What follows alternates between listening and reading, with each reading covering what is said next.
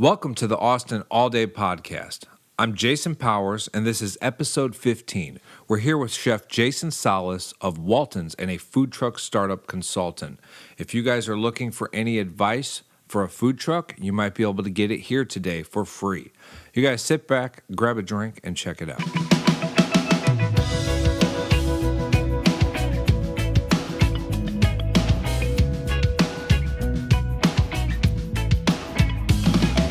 Chef Jason Salas. Yes. Okay.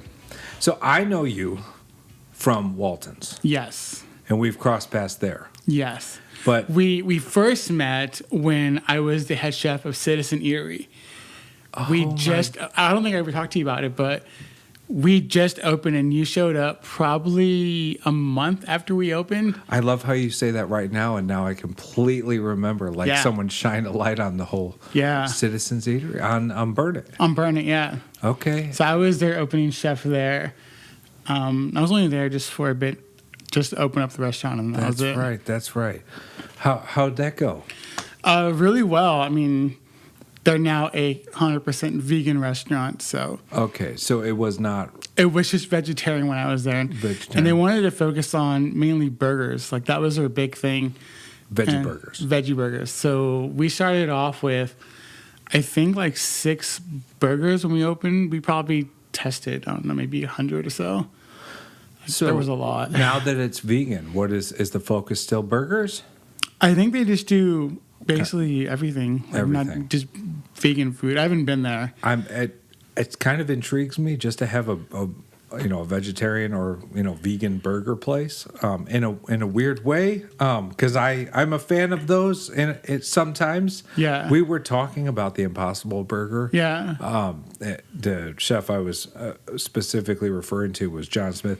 He's not a fan. Yeah. I've never tried it, but I like the using pea protein. Beyond Beef was what we used a lot. Beyond Beef was there's really many good. options. Yeah. It's an interesting approach, but I mean, obviously it didn't draw in a crowd, so they've changed. They changed it. Yeah, I mean, the owner was the GM for Thundercloud for years, and just had this idea. And sometimes you can have a really good idea, and it's not the best idea. Yeah. And so you kind of just keep going and pushing and throwing money at it.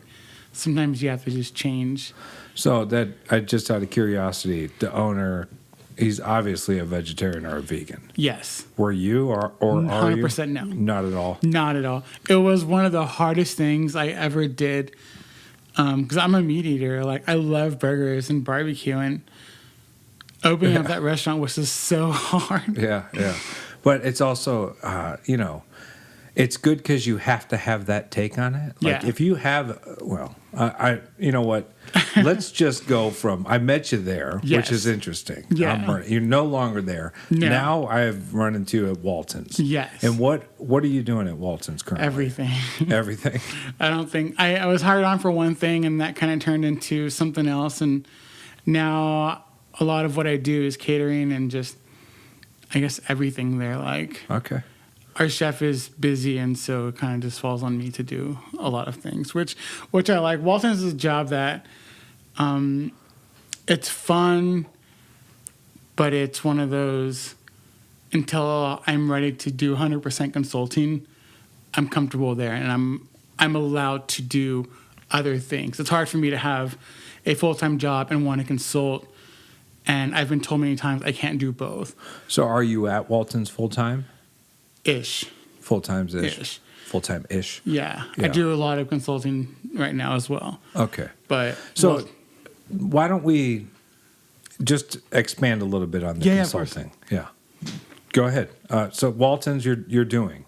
I'm doing. Kind of it's more part-time because your focus is the consulting. I love consulting. It's one of those things where for so many years I've been asked, how do I do this? How do I do that? And I would give a lot of free advice. And it got to the point where I was like, I could start charging for this.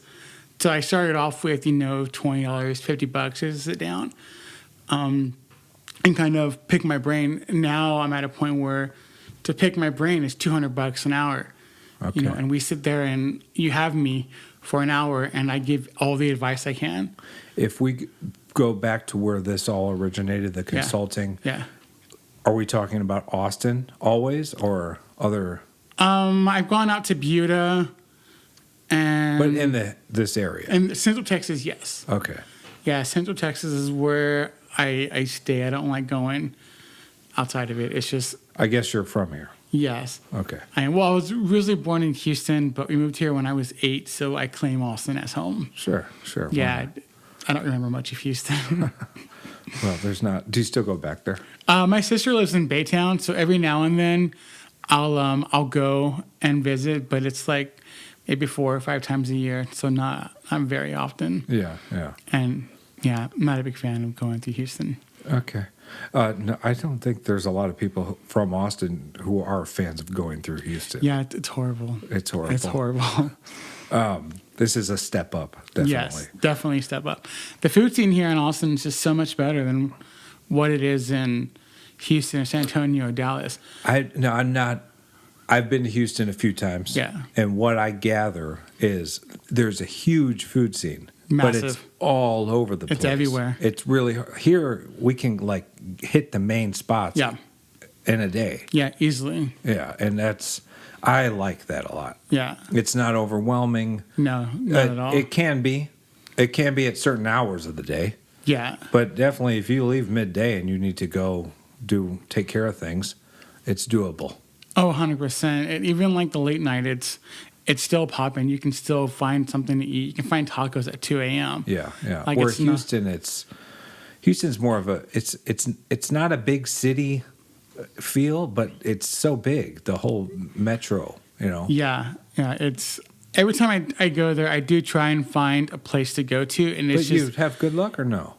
not really. I mean, it's hit or miss every single time. I think you might need to your sister's there. Yeah. She doesn't give you any tips? No, she doesn't really go out. Oh, okay. Yeah, I didn't really go out. I'm like the only person in my family that like religiously will go out and try different places. Right. Well, and that hasn't trickled off onto any of them since you do what you do? No, not really. Hey, well, if you do They're creatures of habit. So, Yeah.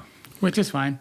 So I want to know more about the consulting, but now that we've talked about where you came from, how did you originally get into the consulting? Well, like I said, people just kept asking. So I started off with cilantro. Cilantro is kind of where I learned everything about food trucks. I mean, and they were originally a food truck. Yes. Okay. So and now they have a commissary and multiple locations. Oh yeah, I mean they have, I think it's like 7 restaurants right now. They have a food truck on Congress, and I think another one on 6. I don't know if they closed it or not. And then I know they're opening up different locations around Texas. So. Wow. Yeah. Yeah, when I was there, we had 2 trucks, not many employees, but it was small. So small time. This is, am I understanding? This is kind of where the consulting kind of started. Yeah, people would just ask me, just like off the truck, "Hey, I'm starting a food truck. Do you have any advice?" And I would always say, "Don't do it." That was always my answer. And what about right now? Is that still right now? I have other questions like, do you have experience? Do you know what you're doing? Do you know what you want to do? Do you know what type of menu you have? Yeah. And what's our common theme? So I know that there's so many. So many. But when you boil down what you just said, do you have a menu? What's your theme? Yeah. What is like the most common thing we're seeing? Do people actually have a clear vision, or do they kind of learn that? Yeah, no, not at all. They just. So what happens a lot of times is somebody will have a burger they make. Let's say it's a burger, and their friends tell them, "You make the best burger in town. You need to open up something." Okay, so that's what you see. That's common. What I see. Very common. They want to make money off of this one idea, but the problem is, you cannot survive on one item. It's almost impossible. No one take offense to this, but I'm surprised that people don't see beyond that. Yeah. Yeah. No, you have to at least have more of a vision than just my friends told me I'm good at this. I'm going to go for it. That's like someone who's going to start a stand-up comedian. You're with one real joke. funny. You'll go get on stage. Yeah. And then they're gonna. Yeah, and that's what happens is they come to me with this plan, and they're just like, okay, so I have this burger, and I have money. What do we do? I'm like, well, get rid of your burger and get rid of your money. Yeah. Like, go do something else. Does the money mean I've got money from a credit on the bank, or does it mean? It always varies. A lot of the time, they, finance their car, or they finance their house. So or it's not necessarily. It's not necessarily money. It's Yeah. just that they found a way to get money. Okay, so let's say I'm listening in and I want to open a food truck, or I'm the guy who cooks a good burger, and I've been told to open a. Yeah. So let's say that's what I'm told. What do you say? What do I need to tell you when you say, ding, ding, maybe you've got something? What is the missing piece there? To be unique. You have to be unique in this city. In order to succeed, you have to be or have something different than the other guy. Because you can open up a taco food truck and serve really good tacos, but you can get the same taco down the street. We see a lot of taco food trucks. It's one of those that I personally do not go to food trucks. Taco food trucks, I usually stay away. Just because it's so saturated? It's so oversaturated, and the standards from what I've learned from doing this for so long is they're very low because they want to be better than the next person. And when you do that, you kind of... Oh, you mean... So when I hear you say that, I would think the person who wants to be better than the next guy might take more time on what they're doing to be better, or do you say they want to push out more volume? They want to push out more volume. So they start cutting corners? Yeah. There's only one food truck that I know of that actually, I guess, would be a farm-to-truck food truck that serves tacos, and that's Trill Tacos. Trill Tacos just... What they're doing now, I mean, their marketing is amazing. Their product is amazing. They're doing a bang-up job. So I believe this is Chef Nick, correct? I believe so, yeah. So I was told, I have sent him a DM. Yeah. I was told by Chef Zach at North to talk to him. Yeah. To get on here. Yeah. And, when I sent him a message and he had, he saw it or whatever, he didn't reply. Yeah. I figured once I looked through their Instagram, and now you're bringing this up, I was like, he's pretty busy. Yeah. Yeah. During South by, they did really well. I mean, they were the talk of the town. I'm glad you said that. Yeah. It's one of those once a year type of things where once every year a food truck comes and just dominates. And they're doing everything right. Okay. And you've been here for a minute.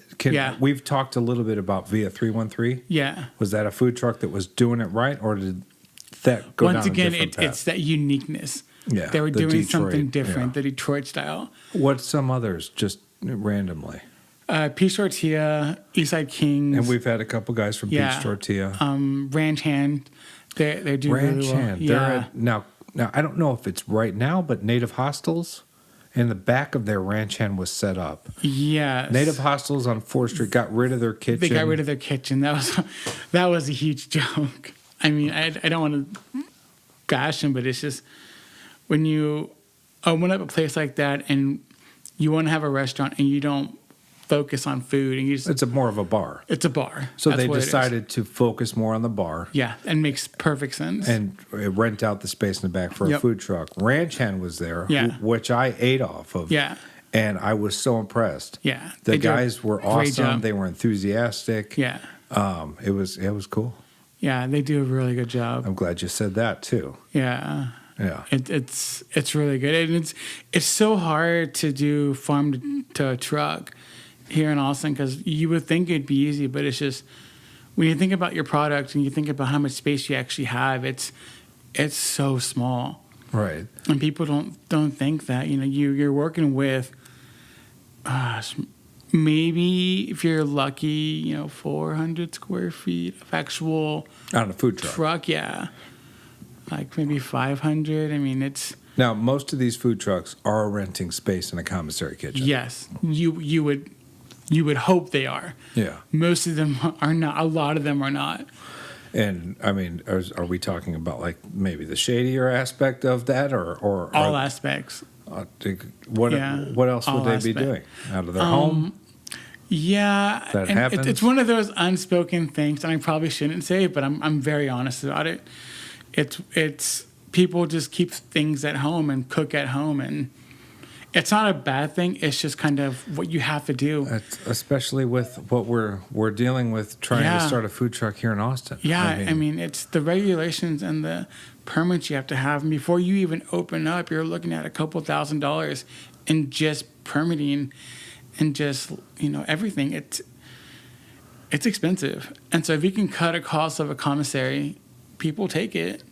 Well, I'm sure there's someone who will disagree with me, but I'm sure most people kind of understand. Yeah.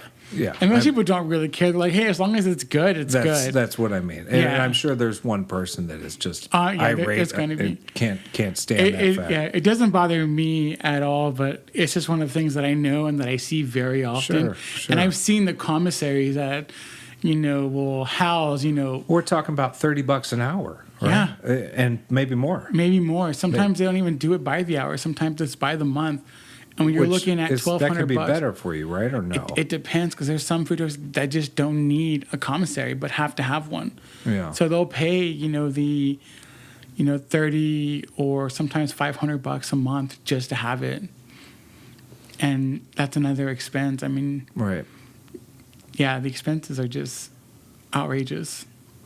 So we got off there, but I wanted to. So we're Trill now. Mm-hmm. I had mentioned Via 313, Eastside King. Yeah. Any others? Just to, if there is any others that you can think of off the top of your head that were, some people just came on doing it right, out of the gate. Out of the gate, I mean that's not. That's over. Me doing it for 10 years. That's the only trucks I could think of that came out. And well, Franklin's, but that's a whole other beast. Yeah. I mean, I spent my time at Franklin's, and you can't compare that to anybody else. What Aaron did right off the bat was beyond what anybody could ever do, or will probably ever do. He's got the appeal far and wide. Yeah. Even to, because we've heard that he played bass in a band, and so he's a cool all around dude. He appeals to many. Aaron's one of those that, for as long as I have been a chef and will be a chef, probably the best guy I've ever worked for. He's just so nice and so talented. It's beyond what I've ever seen. Sure. I mean, and it's just barbecue, and that was the craziest thing. When I first started with him, I told him, I was like, look, I know quite a bit about barbecue. It's no stranger to me.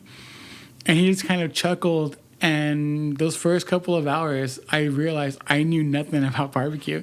I knew nothing. Right. And, Aaron and John Lewis, who's now in Charleston, taught me everything I know about barbecue. And it took hours and hours and hours and hours to master it. Right. And even now, I'm still learning. So, isn't it interesting that something that might seem so simple? So simple. Right. And it is. What's the saying? The simple things are. I don't know if there must be a saying, but there has to be somewhere. The simple things are. It's not easy to perfect something that's very simple. And it's so interesting because I've seen his little YouTube webinar type things, and I've not. Okay. I've seen them, and he does give a lot of input and a little bit of secrets, but it's night and day from what I was taught from him. Right. That's why he stays at the top of the game. He doesn't give everything away. I go to a number of barbecue spots. Ironworks Barbecue. Yeah. Now currently, we go out to Salt Lake. Yeah. That is. But I've never had Franklin's. But recently, you need to go. Okay, I need to go. But there's a big problem. The line. And because of that, I may actually never go unless that line, God forbid that it actually goes away. Because I wish them the best, and every time I drive by plenty. Yeah. And if the line stays there, that's great. But if it's ever not there, I'll try it. But I had heard the Valentina's. Have you been? Now I had gotten a lot of flack for You not. live down the street from him. I've been 3 times now Okay. within a month. Okay, yeah. After doing Miguel does an amazing job. So that was where I heard he goes Yeah. if he wants a good barbecue. Yeah. So I now he's going to close, not close, but on May 14th, if I have this right, he's going to start closing on Tuesday, and and that's good because he's open 7 days a week. Yeah. And he was putting it out there that he wants to give his employees a break because they operate 24/7 basically. And I just started my daughter in karate. It's Monday and Tuesday. At 4:00 I go and there's no line. Yeah. So I've already said this on this podcast, but now he's going to be closed on one of those days because I've literally been eating my dinner there Yeah. frequently.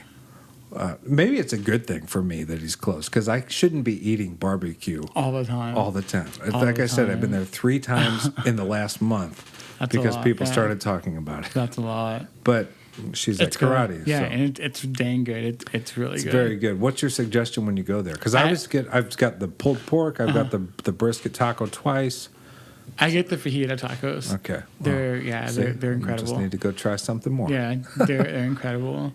Yes, it is down the street. So Yeah. that was a food truck. Yes. That was a Yeah, food truck. they started off on Brody, and they were there for I want to say a couple of years.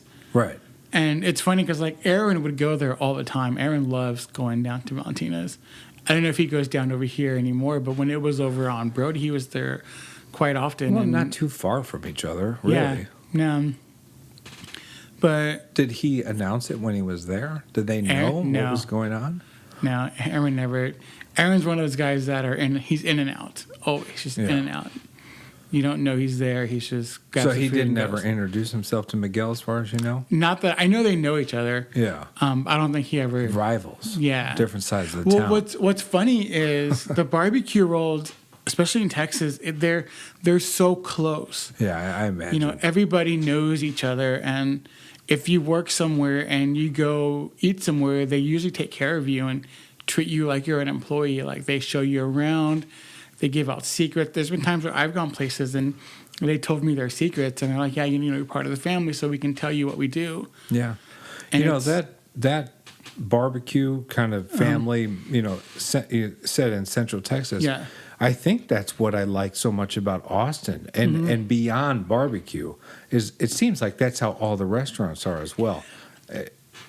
Austin is very unique in the fact that everybody knows each other. Right. And that comes with, good and bad because, There's too many people, but there's not too many people. yeah, and you treat everybody like a brother or a sister, and that comes with, arguing, that comes with everything. But at the end of the day, it's all love for everyone. Right. I can go to so many restaurants and just come in unannounced and be treated like family. Yeah. You No, know, that's can't beat that. You can't beat that. I mean, Especially it's- when you're not looking for you're looking for a good meal. You're Yeah. going for a good meal. You get Yeah. treated way better than you anticipated. Yeah, and that's, I'm lucky enough to where I know so many people in town that it happens, more often than I would want it to. Sure. Sometimes I just want to go and support the food truck or the restaurant and say, hey, I'm here giving you my money because Absolutely. There's no I other like what way you're they're going doing. to survive, Yeah, right? exactly. I'm not here for a free meal. I'm here Yeah. to support you. Yeah, I never, if I know people, I never tell them I'm there. Yeah. I never tell them I'm there. I'll say goodbye when I'm Yeah. leaving. That's how it is at Jacoby's. Jacoby's is one of my favorite restaurants in town. Okay. And I worked there for a while, and every time I go, they treat me like family, but I never tell them I'm there. I always just say goodbye, and I thank them, and Yeah. I go talk to the chefs, and I talk to Adam Jacoby and say, hey, thank you for this and that. It's a respect thing that I'm here because I love what you do. I love your product. Jacoby's is a good spot. I've talked to a couple of those guys. Yeah. A couple of them are going to get on here. Yeah, I saw Alan Mike him on from Alan- Griselda's. Alan might come I on. love Alan. Alan's such an amazing guy. I would love to have him on. A couple guys from Jacoby's because Yeah. he's at Griselda's. Yeah. Might hop on here. Austin was at Griselda's. Yes. And he is with Rosemary, his wife. Yeah. And I've mentioned this, But Spread & Co. I will mention, I think it's on 38th, maybe Yeah. 38th or 35th. I just saw on their Instagram they bought their brick and mortar. Yeah. So Spread & Co. it's happening. Yeah. So Austin's one of those guys where you look at him and I don't want to say you don't think much, but you're like, oh, that's just a regular guy. But he's one of the most talented guys I've ever met. I could see his after when you sit there and talk to him, his wheels are turning. Going. Yeah. Going. It was one of those things where working with Austin was... Oh, you worked with him? I worked for Jacoby's and Griselda's. I worked for both. Okay, great. And so I had the opportunity to go to Griselda's a lot and work there. And Austin he'll just sit there and just do things during the day. And you're like, what are you doing? He's like, well, I don't really know yet. And then the end product is like beautiful and delicious. You're just like, oh, right. All right, you know what you're doing. Yeah. I think you're super talented.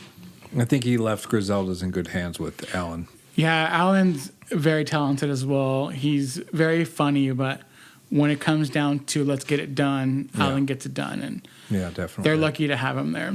Sweet, yeah. So we're talking a lot about food trucks. Yeah. Right now, Jacoby's and Griselda's not so much. Yeah. So is it primarily food trucks that you like consult with? I mean, because a lot of these places begin as food trucks. Yeah. Is that typically what the case is? Typically, that's what it is for me. I prefer it that way because I don't want to be in charge of a lot of overhead. I just want, this is what we do, this is what we need, these are our problems. All right, let's fix it. Sure. So what is, I mean, just to backtrack a little bit, somebody who comes in with their idea, right? They're the star of the show. Yeah. And their hometown. Go cook the burger. Yeah. Start a food truck, right? Let's say you get the guy that you say, your idea is unique. Yeah. And that could be anything, right? That could be anything. What do you say? What is the plan? The plan first is... Maybe rather, you can expand on what the plan is, but maybe rather, where do these guys go from there? What is the next step? It's always smart to look at your budget first. How much money do we have to work with? Wise words. Yes. It went right over my head. Look at the budget. Right. Look at the budget. Food trucks are not cheap, but they are also, they don't have to be expensive. You can easily start with just a shell. So we're talking about physical food truck. Yeah, physical food truck. So that would be the step one. Yes. Okay. What do you need? You've got your idea. You need a physical truck. Yeah, and you get the truck, and the thing you want to do is figure out what you're going to do. So look at your menu and think of, what do I need to make this stuff? Do I really need a fryer if I'm not doing anything that's fried? Okay, yeah. No. So equipment would be next. Equipment is next. How much do I need to invest into equipment? Do I need a 36-inch flat top or a 42? How is that going to work? Map it all out. So, so we're talking about making a budget, but we are also talking about the things you'd start with, which is the shell, the food truck itself. Yeah.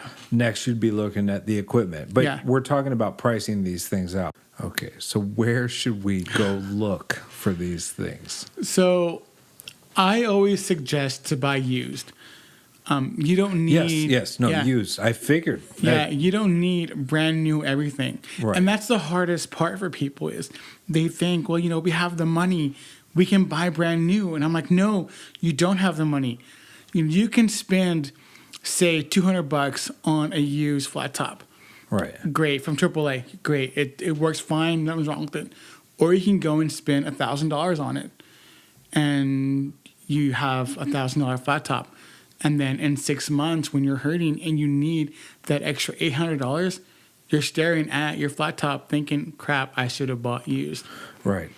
And I guess maybe I was getting more into the nitty gritty of somebody who's actually in this situation. Yeah. Where, literally? Well, like AAA on Jaeger is where I like to go. Okay. And what about is there spots like online where there's like forums or people who sell things? Webster On is a good place to go. They sell a lot of used stuff as well. Okay. I go there every now and then. Shipping is just ridiculously expensive. Oh, yeah. And so I try not to get from there. Right. But Webster On is it's a good place to go. I mean, it's a place where you can order like all of your spatulas and spoons and spoodles and Sure. scoops. Sure. Yeah. Okay. So the budget continues down the line too. I mean, because we're talking, you need a station somewhere. Yeah.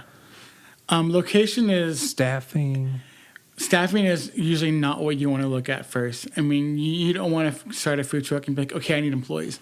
That's horrible. So you want to sail the ship. Yeah, you have to do everything. Okay. I mean, that's one of the hardest things for a lot And of people. typically it's more than one or two. It's two people at least, right? Starting off, you can get away with one. Wow. Like, starting off, you can get away with one. If you need two, your menu is too big. Wow, that's You know, news to me. I suggest 7 menu items, and that's the happy place. 10 at the most. You have these restaurants or these food trucks that open up with 20, 30 menu items, and their customers just come. Not even customers, just people come and walk up, and they stare at it, and they're like, I don't know what to get. Right. And you literally have to go with them and say, okay, well, we do this and this, but we also have this and this and this. And next thing you know, they're like, you know what, I'm good. I'm just going to go to Wendy's because I know what they have. Yeah. You're always competing against fast food and other people. Yeah, that's not a good spot. No, so 7 to 10 is what I always recommend. That way it's quick, fast. There's no question about what it is you do. Right. Yeah. Yeah, I get that. I mean, you wouldn't want to have, like you said, anytime I open a menu with, where there's pages. Oh, no. I hated pages. Well, and just front and back. Yeah. Like front is food, back is drinks. The other thing that I don't like is the food truck right now. It's fairly new. A lot of money was thrown into this food truck. A lot of money. We're not naming names. Let's not, because they may listen to this. But a lot of money was thrown into it. And when you walk up, it's a monstrosity. It's probably the biggest food truck in Austin. And he has, I think, 3 menus on his truck. Different menus, not the same, but it's like, the actual menu. Right. Then it's, we have this special. Oh, but then again, we also have this special. And so you're standing there like, okay, well, it looks like there's, 10 items here, but then you look down and there's another 3. Then you look to the side and there's another like 4 or 5. Right. And then there's a whole other part of the food truck and you're just like, it's so overwhelming. And you're just standing there like, I don't know what to get. Yeah, that's not where you want to be. No. Let me see. Is there a time you want to be overwhelmed with what to get? If it all looks so delicious and that's why you're overwhelmed, maybe that's an appropriate time to feel overwhelmed. Yeah. But it's not an appropriate time to feel overwhelmed when you're like, where is all this food? Like, there's so many things to choose from. I can't even decide on what to choose from. No, But when I go to a good brunch, which I've been frequenting lately, there's like 12 things. And they all look delicious. Yeah. And I feel overwhelmed. Yeah. Because I need to order 3 of them. And I know that won't fit in my stomach. Yeah. That's a good thing. That's an overwhelm that I could deal with. Yeah. That's how I am at Jacoby's when I go for brunch. It's like, I don't know what to get. Everything is just so good. No, that's good to know. Yeah. Might try that now. Yeah. Might try that. Yeah. What do you, this is completely random, but Mother's Day, any plans? Not right now. Is the mother here? The mother is here. So nothing now. I don't know yet. What about Jacoby's? They're probably like massively bugged. I've worked on Mother's Day at Jacoby's and it's they fill up fast. I heard that Easter. So I did some follow up with the brunch from Easter because I never like to go out when it's too busy. Yeah. And I took a risk and I went out on Easter. Yeah. And we got seated right away and the food was delicious. We're at Culinary Dropout. Okay. And he was episode 1. Yeah. Chef Joe Z. I don't know what prompted. I guess I had just never eaten there. Yeah. But it's very unlike me to know it's going to be busy and go somewhere. That's brave. So it was brave, and we got seated right away. Food was delicious. Yeah. It was awesome. So I kind of did some follow up with just everybody I knew, and a lot of people had a similar the service. We were anticipating some more business. Some theories were floating around that Austin's gotten so big, a lot of locals just stay in. Yeah. for a holiday like that because they know, just like Yeah. me, you know. Yeah. But I'm always like that. I'm like, when I get home, I'm not going back out. Oh, yeah. But North Italia has a location on Domain and downtown on It's the 2nd same Street. restaurant group, right? Yeah, well, Fox. Fox, yeah. Yeah. Yeah. So they do brunch on Easter and on Mother's Day. It's like a special menu. Yeah. And they only do it on Easter and brunch. And they were the only people who I had heard that were just completely slammed. Yeah. And so it makes me wonder, maybe Mother's Day might be okay It might be. at certain places. Yeah. So just remember that. True. Maybe take a risk.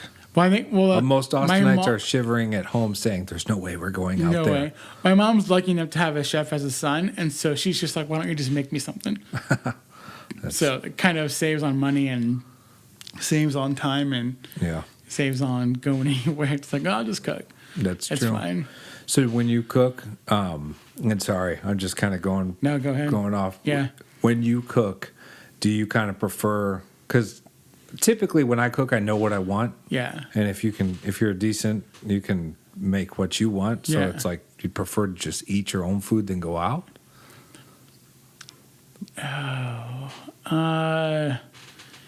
I'm one of those. I love the experience Yeah. of going out to eat. Yeah. It's one of those. It doesn't. I want to say it doesn't matter where I go, but it does matter where I go. Oh, yeah. Because I don't do a lot matters? of fast food. Yeah. Oh, everything matters to me. So is it the environment? The environment, the staff. It's definitely the food. The food. It's everything. What What do you think in those? Just take those apart. And I know we want the food to be delicious. Yeah. But if you go somewhere, Yeah. is it the part of town? Is it the atmosphere? Is it the lighting? Is it the staff? Is it that you order and sit down and they bring it to you, or is it that you sit down and a waiter or waitress comes up to you and you like that? Is there one thing in particular that sticks out? This could be a good tip for somebody who's like, what is For me, service is like service? it's one of the top things. Yeah. The food can be great and amazing, but if the service just sucks, I don't want to go back. Have you, or do we have here in Austin, and you might know better than me, anywhere that like when you go in for service, they treat you like crap intentionally as kind of a hoax? And have you ever been anywhere like that? Yeah, Dick's in San Antonio. Is like that? It's like that. Okay, there's a place where I'm from in Chicago Yeah. called Ed Bevick's. Yeah. That go, if you're with your girlfriend and it's a guy, he'll sit down and put his arm around her. Yeah. Is there anywhere like that here? No, I don't think a place like that will. There you go. That's Would if you want survive something here. unique, it Yeah. might not. I don't You think might it'll- not think so. It's- Somebody try it. Austin's one of those that we want good food and we want good service. Yeah, it's everybody. It seems like everybody in Austin's a critic, and so anytime you go, especially as a chef, you look at your reviews and it's like everybody puts something, like no matter what, whether it's a Google review or something on just that post on Instagram. Yeah. Everybody's a critic, and they'll just be there and just blast it out like, I hated this, I hated that. It's tough sometimes for people. It's I'm really sure. tough. Yeah. It's I talked to Phil Crossley, Yeah. who was from Counter Cafe, and he has the metaphor that a restaurant, it could be the same for a food truck, when it's like a child. Yeah. It's like a baby at one point. Yeah. It's like an infant throwing tantrums up all night, and then it like gets into its years where it gets stable again, and then later again it rebels. Yeah. Can you relate to that with like food trucks, or Yeah. like the goal for a food truck is to get into a restaurant, or is it I would say 9 times out of 10, yes. that you typically? Yeah, typically. What about the guys at Ranch Hand? And I know I'm all over the place. Sorry. No, you're fine. Ranch Hand, I think they're happy with where they are now. Okay. I know they want expansion, but what is expansion to most people? Right, and that's kind of what I was asking before. Yeah. It's, there are some people that just love having a food truck. Brown Barbecue on South Lamar. They do great business. They probably could get a brick and mortar, but he doesn't want to. He's happy with just a food truck. Hey, If you're happy. I mean, if you can pay your bills, if you can save up a little and do what you want, that makes you happy for the rest of your life. Why change it? Yeah, I guess if you're happy serving food, Yeah. And you could get by, that's fine. But you are serving people, and if the people want it more, Yeah. then you might be pushed against the wall there. Yeah. It varies. I mean, food trucks are. It's so hard to gauge if you can expand or you cannot. Yes. I mean, a couple of years ago with Hey Cupcake, they. Oh yeah, they were doing on great. Congress forever, right? They ran this town. I think at one time they had 11 Airstream food trucks, and then just you get too caught up in what you're doing. And where are they now? so they have a location on Congress. By the Central Standard By Home Slice. Yeah. Okay, Yeah, that's so still there. That's still there. They have their location on South or Barton Springs at the Picnic. Wow. So you said 12, and now we're down to 2. And then they have their brick and mortar 3. on North There is a brick and Burnett. mortar. Okay. But 11 food trucks down to 3. I mean, it's you spend so much time trying to build that you forget not to build too fast. Yeah. You look at Cilantro, they had their 4 food trucks. Yeah, it's 4. And Jane knew, okay, well, now it's time to go brick and mortar. And then you open up one, and then that goes well, and then you open up another. What was the first one on Lamar there? So the first one was, on South Lamar by Ramen Tetsuya. Okay, yeah. So that was the first location. Across the street there. Yeah. Yeah. Yeah, and it did really well, and it just kind of kept going. Jay kind of did it 2 or 3 at a time. So he knew that, in order to kind of do what he wanted, he had to think ahead. And that's what a lot of people don't do, is they don't think ahead. They want, we're going to get rich now. We're going to do this now. We're going to do this now. Right. But you have to think about, what are you going to do in 3 years? Yeah. In 2 years, next year. Yeah, I mean, that can be very tricky, especially if you're not playing the financial game right. Yeah. Because I'm sure just this, you're piling money in, and you need money back. And if you put too much money in and you need that money back and it's not coming back, you might start thinking irrationally about, the future or even just the present. Yeah.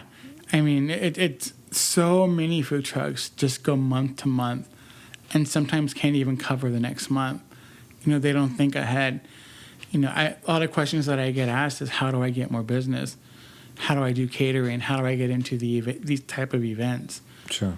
And it's a lot of it is luck. A lot of it is luck. I have a lot of people who come and they're like, we do this much a month. We have this much saved. You think we can get into ACL? And I look at them, I'm like, it's $20,000 to get an ACL. I want to tell you, you're $10,000, great. Go do something else with it. Pay into yourself. Do something. Don't just think you're going to get into ACL. Right. So do you believe in luck? Yeah, I mean, in this business, you have to. Okay. I mean, Franklin's was luck. Yeah. And he'll tell you it was luck. You hit it at the right time. You have the right product. You have the right staff to get you going. You have the right partners, and it's luck. So when we're talking about luck, Yeah. and we're saying Franklin's is luck, Yeah. or any given food truck on any given day needs the luck. Yeah. So right now, there are some legendary things happening that just haven't struck luck in your eyes. Yeah. Yeah. Yeah. Can you shout out to any that you know? Yeah. So there is a food truck that they were on St. Elmo and Congress called Louis Barbecue. Okay. So Louis, he started off doing barbecue because his mother-in-law or father-in-law wanted barbecue. And so he just taught himself how to do it, watched Aaron Franklin's videos. Oh, yeah. And taught himself barbecue. Yeah. And just opened up a food truck. Nobody really came. Him and I sat down and talked. We tweaked some things. he moved to he was at Brody at that time. Then he moved to St. Elmo. Did pretty well. You know, he was making money, not a lot, but doing pretty well. And then decided to move to Buda, and Buda was the best thing for him. Now he's sitting there, probably has 10 picnic tables outside his food truck. Great spot in Buda, and he's doing really, really well.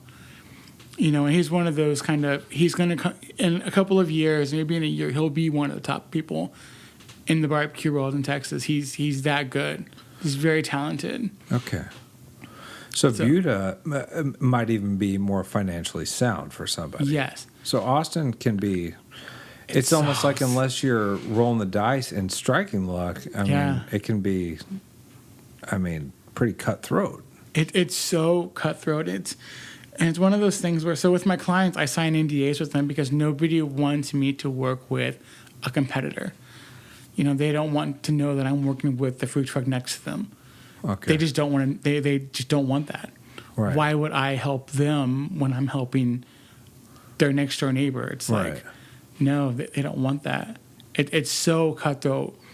And you know, we said earlier, everybody is nice to each other, and they treat each other really well. But like I said, it's like a brother sister thing where it's like we're very competitive. Yeah. Everybody has to be competitive. Right. You know, even with cilantro, we were competitive with Peach Tortilla and Eastside Kings all the time. I remember one year during South by Southwest, during South Bites, we were right next to Eastside King, and Paul Key was out there just pissed off because we had a massive line and they had nobody. Oh, yeah. But we were there to kill it. We were there to dominate everybody there. Right. And that's what we did, and that's why you look at cilantro and they make millions of dollars a year, and Eastside King doesn't. Right. Yeah, and Eastside King is excellent food. Oh, yeah. They do a great job. They have a great staff. You know, That's interesting. So same time, same starting point, and the kind of the V, you know, where cilantro went into this direction. Eastside King is more, when I think of them, because was Hole in the Wall an Eastside King spot? Ooh, I want to say yes. On Guadalupe? Yeah. Yeah. Because I know it's like still there. Yeah, Hole in the Wall's still there. But it's not the Eastside King. No. I remember getting the Brussels sprouts and all that stuff there. Yeah. So and that's, but like when I think of them, I think of like a smaller little spot that you know of. Like they're on either Manchac or Lamar, South Lamar. They're on Lamar now, yeah. Okay. Yeah. And any other spot? They have the food truck. I want to say it was one on Red River, but it might have closed. Yeah. Very different paths, but both very good food. Yeah, very good food, great products, but you know, Jay is so competitive. Yeah. And it's you can't mess with that. I really want to ask this for me, instance. I'm sure there's people who are listening. You must know where, like St. Elmo, where are these like food food truck spots, like where they all kind of like set up shop? Because it used to be, you know, where are they? Do you know? 500 Burnett has a pretty good spot. You know, they have a lot of good food trucks there. The Picnic on Barton Springs is a good spot. Do you know the guy from Wanna Taco? No. Okay, I should. This is the type of situation where I should have thought that through and got him. I should have had you guys talk real quick. So, okay, where else? 1606 East 6th Street. Okay, what's the St. Elmo? The St. Elmo one, it's so small now. There's probably 3 trucks there, but you know, Picnic was there for a long time. Louis was there for a long time. They probably had like 6 or 7 food trucks there. Okay. But just that spot is just so bad. I mean, there's... Why is it bad? Isn't the brewery there? Yeah, but that's on the other side. Oh. You know, I've not even been over there. Yeah, so the St. Elmo Food Park is on Congress, on the other side of the building, and it's next to the new apartments that are coming up. There's not much to it. It looks like it's dying or dead. Yeah. People are just trying to survive there. Wow. Yeah. No good. And it's so sad to see stuff like that because, you know, we're a food truck city. You know, when you think of food trucks, In America, Austin comes up as one of the top places for it. When I was coming here, actually, right after culinary school, Yeah. the whole vision for me was a food truck. Yeah. But I had the vision I had in my head without ever being here was my food truck, no wheels, just like plopped on the side of some street somewhere, good to go. Yeah. That's not the reality, right? At all. There are so many people who come here and they have that vision. And then when they call me, they're like, I don't know where I went wrong. And my answer is, you just came, you just got here and thought, I have this product and I'm going to make money doing it. It's sort of like how people go to California, they're actress, they're gonna get into Hollywood. Yeah. Same sort of thing. If you come and you think your food truck's going to take off, or if your food truck's going to become a food truck at all. Oh yeah, most of them don't. Yeah. It's to come to fruition. It doesn't. They realize how much work and how much money goes into it. I run a generator on a truck. That in itself is so temperamental. Yeah. You have to most of these trucks are running with generators and stuff. Yeah, a lot of them are. And those generators are not cheap. No, they're not cheap, and they require a lot of maintenance. Yeah, to get one that can last you a good while, and a Cummins. A Cummins. Yeah. You're looking at $4 or $5 grand sometimes. And if that does not run that day, you do not make money that day. In fact, you spend a lot of money to fix that. Yeah. And it's that in itself is like such a huge thing. Austin has a problem with people stealing generators. I know so many food trucks that just have their generator stolen right off the truck in the middle of the night, just gone. Oh, God. You can put as many locks on there as you want, but people take them. It's a common thing I hear when I hear...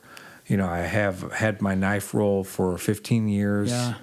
I had knives from culinary school. Yeah. I had Japanese knives I've collected and somebody just snatched it right out of my car. Gone. I hear that it makes me, it irks me. Oh, yeah. And now that you're saying that, so there's part of me that I understand. Yeah. Because you can make money from stealing something. Yeah. But I just, the work that goes in, or like, I had a chef, he's gone now. It was, he's still alive. Chef Larry, he's in California now. And he was at the Sheraton. And he's just like an old school chef. Yeah. 20 years. And his knife roll and I remember I met him and he was like, I need to buy this.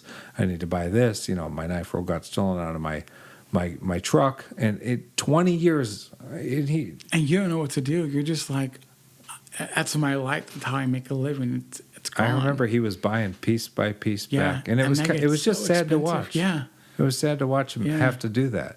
I did everything I could to help him, but like you have a food truck, the generator's the biggest expense. Yeah, gosh, man, gone, and people are just like, I don't know what to do. And it's hard for me because I can't tell them, just go get this, just go do this. And there's nothing you can really do. If somebody wants it, they're going to get it. Yeah. It's just that simple. If they want it, they're going to get it. Yeah. So it goes to, where do you put your truck at night? Yeah, yeah. And where's the common answer for that?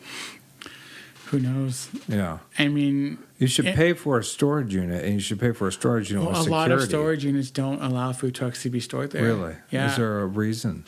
For that reason, for people coming in and stealing things. Wow. That is the reason? Yeah. It doesn't have to do with health hazards or anything that they might have to worry about? No. Wow. And I know of some food truck-ish places that use storage units. Yeah. To store things, like that's where their commissary is. Yeah. They have their fridges and stuff like that, but you can lock that up and nobody can get in. But you think of a food truck trying to put that into a public storage unit, it's not going to work. Yeah, I always, when I hear somebody stealing a knife out of a kitchen, Yeah. I always think, well, where do they plan on using that? Because they got to go to a different kitchen now. Yeah. But I guess if you steal somebody's generator, you just throw it in your truck and you drive off, and You just leave. and it's okay. Yeah. I mean, it's not okay. I mean, that's kind of why you want to buy the big, massive ones, because those are a lot harder to take. Yeah. You get the small ones from Home Depot that cost, $500. Oh, and Jesus. If you do something like that, you're constantly going to be dealing with maintenance. It's going to be going out on you. Yeah, that's why I set a budget. Look at your budget. What can you afford? If that's all you can afford, then you're taking those things home. Owning a Cummins. Owning. Yeah. If you're going to get a generator, you should just stop and just do that. Yeah. Those are built bulletproof. Yeah. Bulletproof. And they weigh so much that if someone's going to steal them, they're going to have 3 or 4 guys to help them. Oh, easily. Yeah. No, that's easily. true. They have to be big guys. Yes. Yeah. So, and you know what?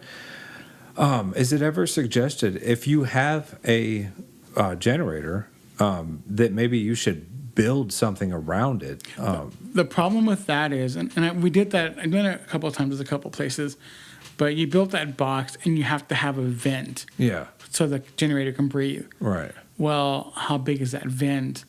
And sometimes it's too big to where they can just go slide it out. Just slide it out. They slide it out, or they just pull it out. Yeah. They pull out that wall and break it. Yeah.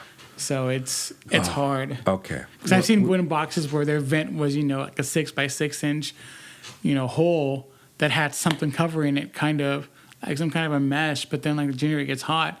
Then it gets hot. It just kind of dies, and you're just like, okay, well, right. That doesn't work. Right. Wow. So I'm going to get off the subject of people stealing generators because it bothers me. Mm-hmm. Bothers me a little bit. But, I mean, we've been talking for a minute here, and we've been talking about kind of the consulting and stuff and the food trucks. I'm just curious, and you are the person to ask this. Yeah. Because I ask most everybody this. Yeah. Where do you go eat in Austin? Jacoby's. Okay, Jacoby's is a hidden gem for you. Jacoby's is... my birthday's in a couple of weeks, and that's where we're going to have dinner. Oh, so you love Jacoby's. I love Jacoby's. They have a new chef over at Jacoby's. I haven't met him yet. He's awesome. Is so he? Rest Okay. assured, you're good. Okay, I'm going to be there on the 19th, I believe, so... Okay, Sunday. Next Sunday. Yeah, next Sunday. All right, we're going to have Mari Soto on here on Sunday. Nice. She's very cool. Yeah, you should have more females on here. I love working with female chefs. You said that because we were talking about Chef Dylan. Yeah. Dylan hightailed it. Yeah. She's gone. Colorado, right? No. Where'd she go? Where did you say? Oregon? Yeah. Yeah. Yeah, I like So every her. once in a while, I'll just shoot her because she was interested in the mead. Yeah. The mead episode. The mead episode happened. I shot her a message. Yeah. I told her. So I'll tell her you said that. Yeah. I'll tell her when the next female comes on too. Because so far we've had one. Yeah. But what is it about female chefs? They work harder. They work harder. So there's this lady who started with Jay at Cilantro. Her name is Jules. Yeah. She's employee number 1. And she's from Mexico. She doesn't at the time she didn't know a lot of English. She just worked hard. But let's just be very clear. Anybody from Mexico, typically in Austin, are busting their ass without question. They run this town. Without question. 100%, they run this town. The only people bitching about working are the people from Austin or in the other parts of the country. Yeah. People from Mexico are hightailing it 2 jobs, 1 job to the next job. Oh, yeah, and that's what she did. And, she was the kitchen manager for a while, and just she knows everything about the place. And when the Mueller location opened up, Jay looked at her and was like, "This is yours." Oh, nice. I mean, now she's the GM of the Mueller location. Okay, cool. So she's still over there. Oh yeah, she's not going anywhere. She has her own store and just killing it. I mean, Mueller does great. Cool. So yeah, it's a cool thing when I see females kind of dominate. I don't know if you know Sarah Hurd from Foreign and Domestic. Oh no. Sarah. That's. Talk about talent. The girl is super talented and probably doesn't get the recognition that she deserves. It's her and Nate do a great job. Yeah. It's great. And Sarah, when they took over, they changed the whole dynamic of what Foreign and Domestic was. Yeah. The previous owner just ruined it. for the local community there. They just How long hated- has she been there? I think 2 years. Okay. So not really long. They took over, I think, 2 years ago. She's been there for years. She just became the owner. I'm going to take that suggestion and go talk to her. I Yeah. go by there plenty. Yeah, I interviewed her for Austin, Texas Food, and it was one of the best interviews we did. It was amazing. She's Excellent. She's so talented and smart and Cool. great human. All right, you got to give me more than Jacoby's because I know you like Jacoby's. Loro is another one that I so love. That's Tyson Cole. That's Tyson and Aaron's, yeah. Okay, all right. So that's Franklin. Yeah, Okay, that's their baby. that's their Their little baby. brainchild. Yeah, What is that? What you? yeah. They spent years developing it, and it's great. Have you heard of the Commodore? Oh my gosh, yes. Philip Spears. Okay. Yeah. Okay, that looks cool. If anybody's listening, get on their Instagram feed and like. Yeah, everything looks great. I really hope Phil finds success in this. Why? Because we've talked about the spot by Funkadelic where he had the pizza. Yeah, St. Philip. Yeah. Yeah. Yeah, I'm sure you went there. Yeah. It's good. It was good. It's killer. Yeah. Yeah. Phil he's so talented. And when you let him do what he does his best, he'll blow your mind. But, other things in the past have gotten in the way of him finding that greatness that he has. I mean, his wife, Callie, Holy Roller is just one of those that... Oh, that's his wife. Yeah, they just kill it. Oh, Holy Rollers, Yeah. they're great. Jim is at Holy Roller, and he was originally at Native Hostels. Yeah. I'm trying to get Jim to come on here. Yeah. I want Kelly to come on here, too. Oh, Callie would just... She's so straightforward, so blunt. That's just like... it'll be a trip. If you get both of them, Philip and Callie, I mean, it's great. Even their daughter cooks as well. Like, oh, really? Oh, yeah. No, even that the whole. So we've not yet had on the Austin All Day. More than just me and someone else. Yeah. But we're equipped for it, and Yeah. I've been putting it out there. Chef, sous chef, a husband, wife. Actually, tomorrow, I told you Richard from Peach Tortilla, sous chef over there. Yeah. He's gonna bring his fiance. Yeah. She doesn't cook. She said they're trying to spend time together. He's a chef, so he doesn't get a lot. So she's gonna come, and I said, "Well, I'll hook up a mic." Yeah. And they're getting married, and he's busy, so It's that'll be the first. Yeah, the whole dynamic of having a girlfriend, spouse, while you're a chef is hard. If you don't have that person there with you, supporting you, they get lost in the mix. In the I wonder shuffle. how Callie and how because they're running two very popular places that he doesn't even need to open, and it's popular. Yeah. So, a relationship where you're both running two places like that must be. I mean, I personally can't because I'm more of the. I don't know what the word is, but like I need my partner. You know what I mean? I'm the same way. I have a hard time juggling my life if I don't have someone that's like, okay, you need to do this, this, and this. Yeah. I'm like, all right, cool, done. I bet they have that. You know what I mean? Yeah. I bet they have that in their own way. Well, yeah, they would have to. I mean, especially with Callie and how busy Holy Roller is. I mean, they're right next to us. I see how busy they are. Oh, yeah, that's right. Yeah, they're Okay. just like maybe 100 yards away. Right. And Hofbrau's right in the middle. Yeah, Hofbrau's in the middle. We're referring to Waltons right now. Yeah, Right there yeah. on 6th Street. Yeah, but they do a bang up job. They were on. Diners, Drive-ins, and Dives recently. Okay, yeah. So have you seen that? That episode, Yeah. I haven't. Oh, okay, I haven't seen that either. No. So what did he do? The guy Fieri, did he like blaze through the town and go to like all the like Pius and Holy Roller and And he went out to that barbecue restaurant, Dripping Springs. a Salt Lake? No, the Switch. Oh, really? Yeah, he was out the But Switch. that's as well. by Pius. Is it? So that's like a mailing it in because it's next door. Yeah. It's at the Belterra. Yeah, Belterra. Oh yeah. no, it's walking distance. You can throw a stone Yeah. and hit the Pius. Oh yeah. So he mailed it in. Yeah. Sorry, guy. No, you know what?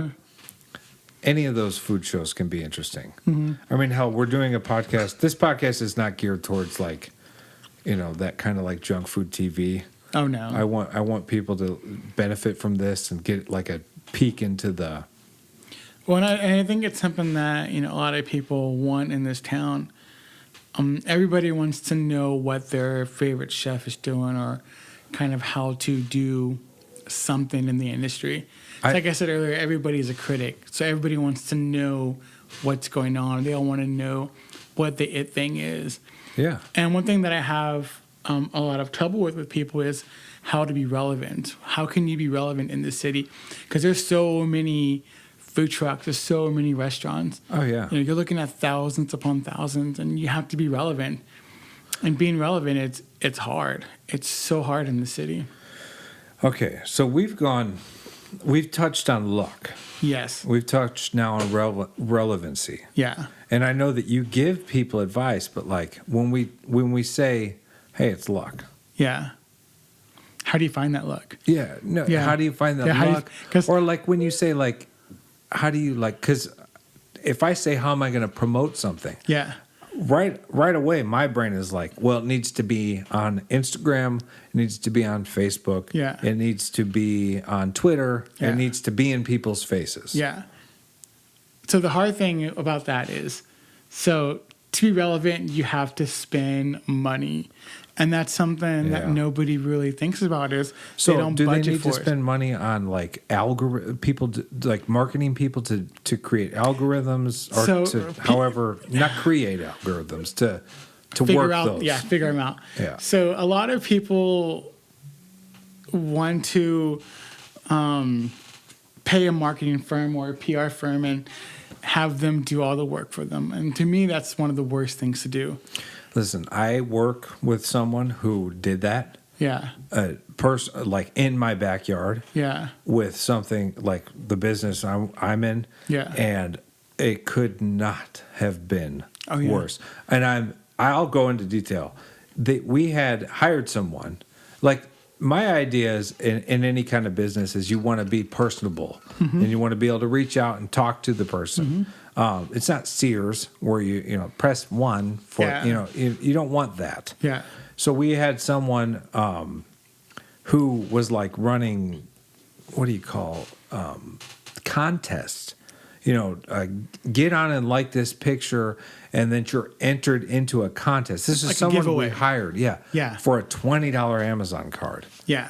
And then when it came time that someone won, and I'm involved with this page. It was on a Facebook page. I'm not mentioning who this is, but I mean, people might put the puzzle together. Yeah. But I had people, we won this, and then nobody's responding. I'm the one suddenly. I'm like, okay, I got to find out where this Amazon card is. Yeah. Hold on.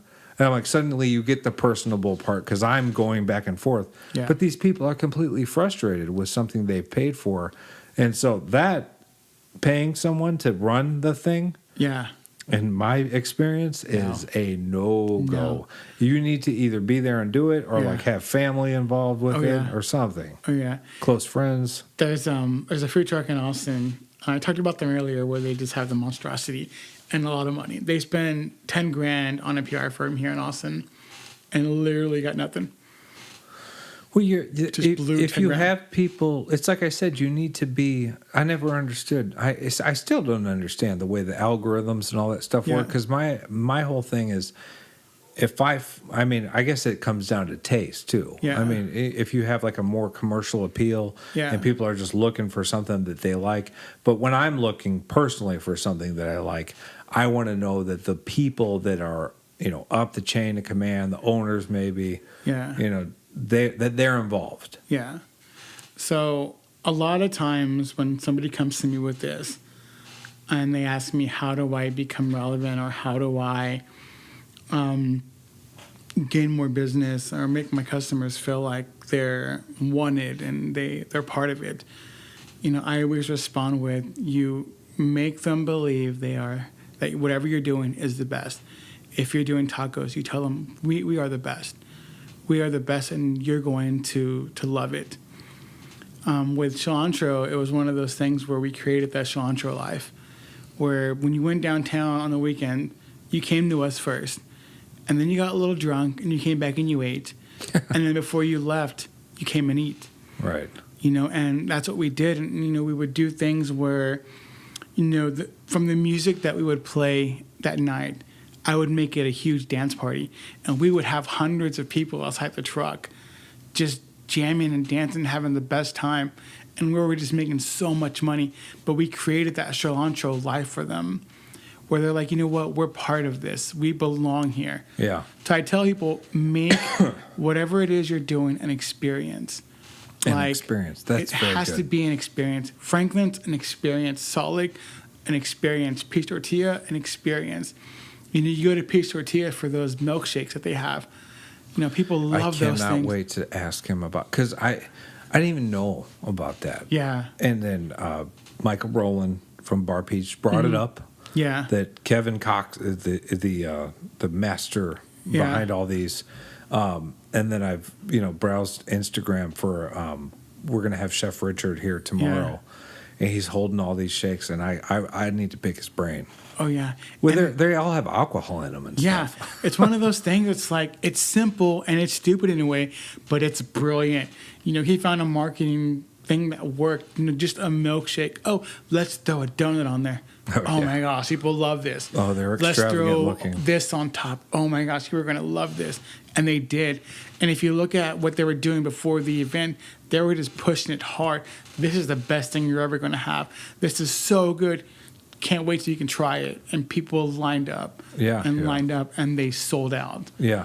Every time they sell out. It's interesting because I have, I don't want to say it in a negative way where it's like you either have it or you don't, or you either see it or you don't. But when you say you need to create an experience, I think we can tie all the way back to when we first were saying that you need, if you come to with a burger, what's the next step? Well, you need to have like a vision. More. You need to be unique. Yeah. And like if you have that good burger. Yeah. And you have, a vision for what it's supposed to be, and it's unique enough. You know what to do to create the experience. Yeah. And I think there's a lot of people who might not they can't get over that hump. It's not always point A to point B to see the experience. No, yeah. Because if you're passionate enough and you're at point A and you've got some unique things going on, and you're going, what can I do to make the experience? You can get there. But like when you say, making, the music, or Franklin's is a whole thing. Yeah. The Salt Lake is out in the middle of nowhere. The barbecue's not that good there, but the experience, you just cannot pay. You cannot buy stuff like that. Right. You go out there, it's the most beautiful drive in the whole world. All we do is turn on the left. The day my daughter and I picked up my truck, that's the first thing we did. We just started driving to the Salt Lake. It's a gorgeous drive. And when you get there, the atmosphere is amazing. You look at all the meat on the paint, you're just like, this is great. And when the food comes, it's cold. Yeah. But it's the whole thing. Yeah, it's amazing. Bananarchy is another one that is, there's not much to it. It's just a frozen banana. But when you look at their employees, they're always... Bananarchy. Yeah. It's just a frozen banana. That's all they do, are frozen bananas. But they do a great job, and they sell a lot of them. Frozen bananas. Frozen bananas. Dipped in chocolate. Dipped in chocolate. Dipped in chocolate and nuts. Nuts. Caramel. Okay. Coconuts. For a minute, I was drawing a blank. Sorry. Okay. You have to forgive my ignorance. No, you're good. When you said frozen banana, I thought you meant bananas like on a stick, and I was like, they can't be. Yes, bananas on a stick. Okay. Yes. Bacon involved. Somewhere. I don't know if they have. I know they do specials all the time. So I know they dare you, Bananarchy. I know. You need to throw some bacon on there. Bacon. They're good.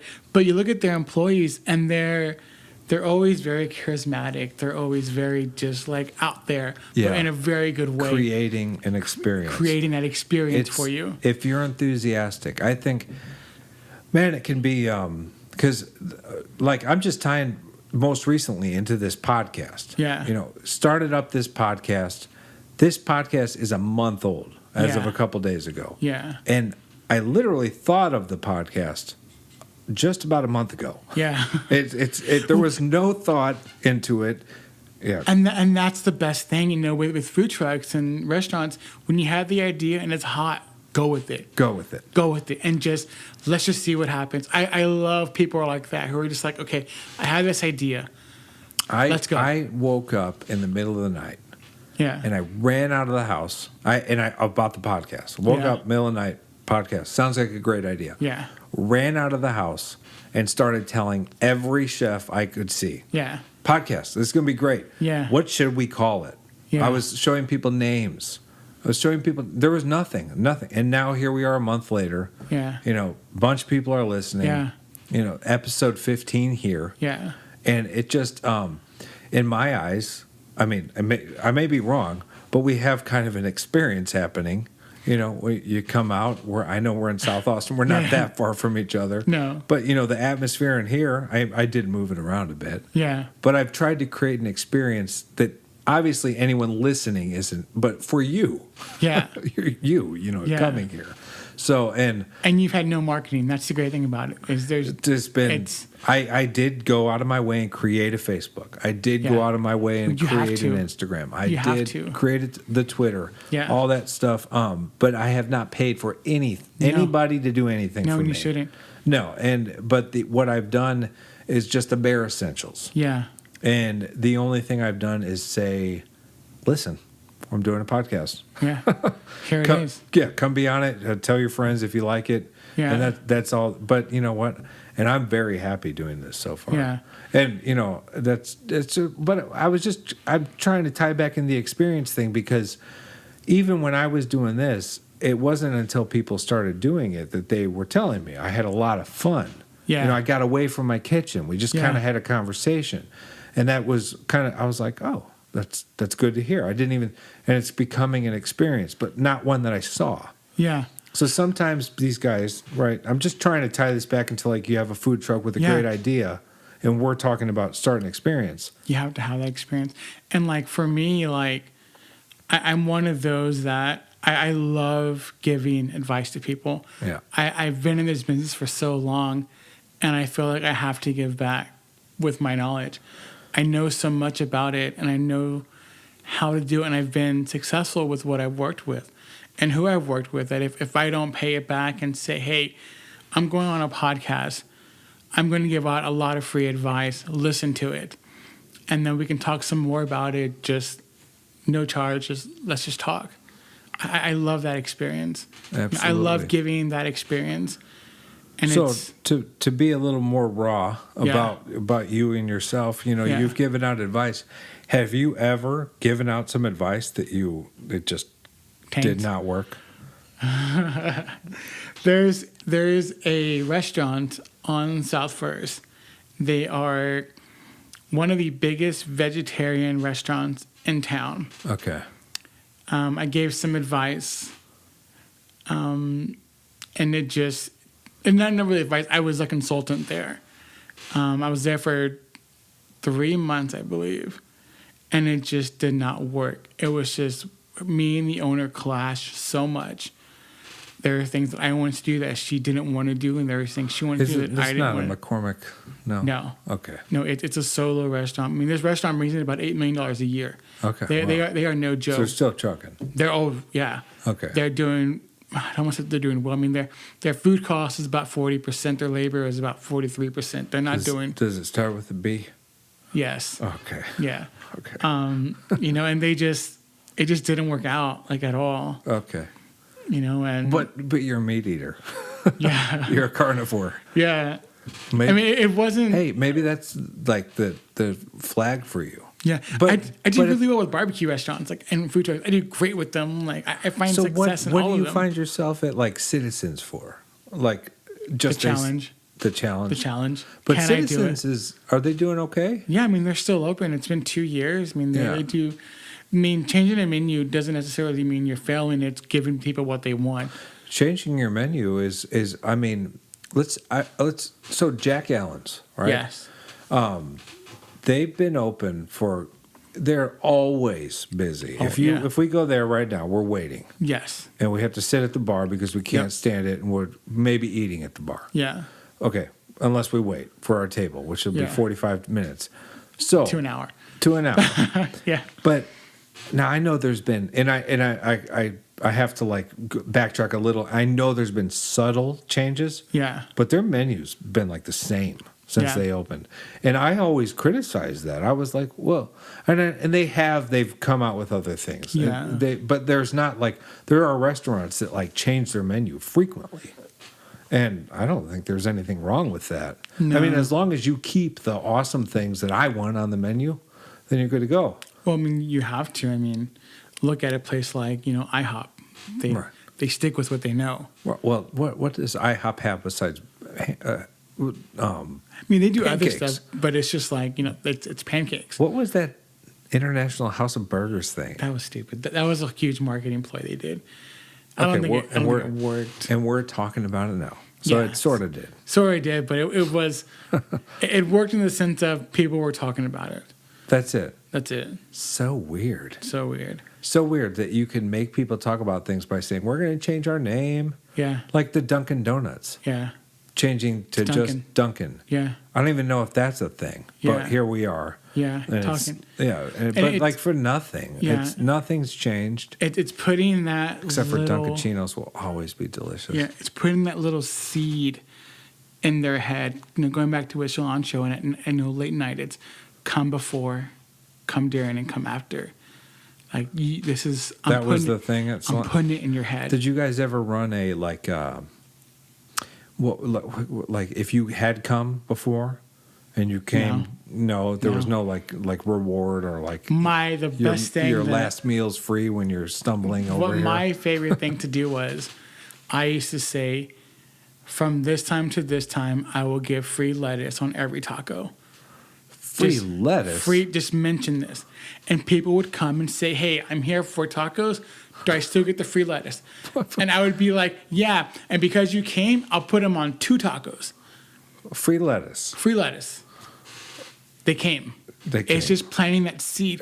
We can get free lettuce on our tacos. Something. I'm coming. Free something. I'll put free onions on there. I'll do this. I'll do that. It comes with it. But in their head, they're like, okay. You have to have good food if you throw out free lettuce and people show up. Yeah. And it's just putting that little seed in their head, like, I think it's that free. Right? Yeah, it's free. Something's free. It's free. I'm going to put free kimchi on your kimchi fries. What? I guess if you come, what is it, before? Before, during, and after. When you're coming after. Yeah. And you're saying free lettuce. Yeah. After, you're in a totally different state than when you were beforehand. So. You order 7 of them. Right. You order 10 of them. So free lettuce sounds delicious. It sounds amazing. And right. People came for it. And it was one of those things where we did it and we were just like, well, I guess it worked. Yeah. And so like whenever we figured it was going to be kind of a slow night, we would do that. And people would come. You know, it's finding those little things to make your customers feel like, oh, I'm getting something. It's like the same thing with having easier access to what you have. So that's where like Favor comes in and like DoorDash. You know, those. Does Favor and Grubhub work with food trucks? Yes and no. Some of them do. I mean, it's so hard because the line. Not necessarily the line. It's more of a. So if you look at a list. And you want to be on this list. Would you rather a list be 100 or would you rather it be 30? Right. So with Grubhub and DoorDash, you're on a list of 100, 200, 300 other restaurants and food trucks. So no one's going to look at you. Right. So I always tell people, don't do that. Find something local.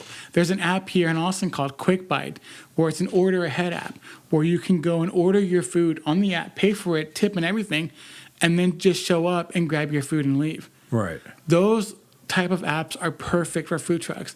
There's no line. Quick Bite. And usually, they usually have like an order window and a pickup window. You just walk up to the pickup window, grab your food. You know, Quick Bite is it's great. Okay. I love working with them. I recommend my clients to use them because it doesn't cost nowhere near the other apps. And it's something local. Favor and Grubhub can get very expensive. Very expensive. For the consumer. Yes. Yeah. So, I mean, you're looking at, like DoorDash, I was going to order Wendy's once. And I was sitting there and I got, my regular thing, and it was like $15. Yeah. And I was like, I don't understand what I'm paying for. Like, well, I love, and I brought it up before, I'm not ashamed of this. Yeah. Chuy's with my daughter is like a regular. It's a great experience. It's a go-to. We were there on Cinco de Mayo. Yeah. She lost her tooth, and like half the restaurant, half drunk, was on the floor looking for it. It was awesome. That's funny. But we leave there $20-$25, and like we've like completely filled our bellies. Yes. Ordered more things than we would have, maybe, dessert. Same with my daughter. And it's really delicious. Yeah. And then when we tried that, the only good experience I had, they bring the food, it's a good experience, right? Yeah. You get your Chuy's at home, but it's $50. Yeah. The only good thing ridiculous. they did was they brought a pint of creamy jalapeno. Yeah. And I was like, I'm ordering this again. Yeah. A pint. That was very dangerous to have in the refrigerator. Yeah. It was Keep ridiculous. going back and just, let's get a little more. It was ridiculous. They brought I didn't even ask for that. Yeah. They brought like 3 bags of chips and a pint of that. That's crazy. It was horrible. But it's so expensive though. 50. Yeah, no, it's. I don't use those apps personally. I have, I don't. and I do not now. Yeah. Now that I've seen, but so Quick Bite. Quick Bite. Yeah, Quick Bite is just. It's so easy because I don't. But you're required to go there. Yes. But you're in and out. And now, and I look at it, and if I use Quick Bite, it's one of those where I'm driving, I'm hungry, I know it's on my way home. Yeah, it's smart. I'm easily just there. One thing that I really want to do is have them kind of work in like DKR and F1, where you're there sitting at your seat, you order your food, walk down, grab it, come back up. You save 20, 30 minutes standing in line. Yeah. At festivals, that app would kill it. Well, hell, I mean, South by Southwest, just create like a Quick Bite line at that point. Yeah. It'd be 2 lines. Yeah, but even then, it's just like it's quick. I get you. And the great thing about Quick Bite is you can have the owners kind of time when your order is going to be ready.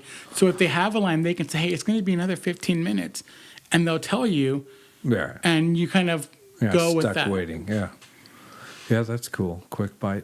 Yeah, it's a great app. I like using them like the people who own it. It's a great service. And cool. I'll check it out. Yeah. Are they a local? They're a local thing here. Very local. Yeah. Oh, okay, cool. Yeah, they started last year, and they've done pretty well so far. They have quite a few trucks on board right now. It's more than food trucks. Yeah, they have restaurants as well. Okay. Yeah. So I'm thinking about this because I am thinking about the broader, audience maybe listening specifically for some advice from you. I think a really important thing that we talked about was like having a experience. Oh yeah. Which requires you have to be like a creative to get over the hump of having good food to get to an experience. And I don't want to just, because I thought that was a really good point. Yeah. But I know that there's got to be more people who are listening, and let's put ourselves in their shoes. That what are they looking for from you? And this is the $200 an hour question. Well, podcast, right? Yeah. If you what are some key things that you think you should point out? What are some things that you get asked that you could answer now that might be really valuable for somebody listening who's in the dark there? Yeah. Who's maybe looking up going, what do I do? Where do I start? Yeah, and that's probably top 5 questions. Where do I start? And the other is, I don't know what to do. What do I do now? And those are 2 people who are in 2 different states. Right, because somebody's already started and somebody doesn't know where to start. Yes. But the person starting has a fire and they want to begin somewhere. So what do you say? So a lot of factors go into with that question. I look at, budget. I look at passion. If you're just like, I have this idea, I don't know much about it. My friends say it's good. Let's go with it. I'm like, don't do it. Go buy a car. I'll just to real briefly interject. That's not how this podcast started. When I thought it was the greatest idea, and I ran out of the door telling everybody, and there was nothing. And now it's a month later, and 4 people are lined up this week. Yeah, when they're excited and they have that passion, okay, I can work with you. There's promise. There's hope there. Yes. Okay. Here's what we're going to do. Here's what we're going to start with. Budget. Let's look at your budget. Right. Next is, okay, now let's look at what you have. is it feasible to work with? So if you're doing burgers, how many burgers do you have? Because we can't just do one. Are we going to do fries? Or are we going to do something else? Let's do the whole menu. Let's see what we have. Okay. Yep. Good. So go from there. And then we look at equipment. Because, we know what we're going to make now. We need the stuff to make it. Right. So then that budget first meeting it's so instrumental because we have to plan everything out that first time. What is in our budget?